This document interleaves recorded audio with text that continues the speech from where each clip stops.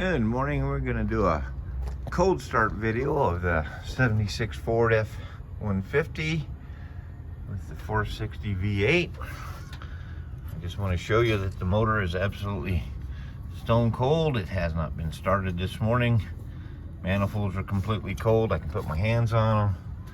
Everything here is absolutely stone cold.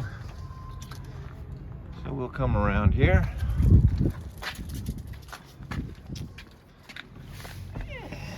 See if he'll start up.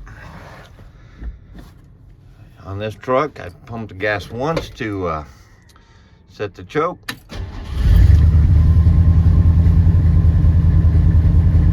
And she starts right up. Admittedly, if it sits for a few weeks at a time, you'll have to crank it just a little bit more.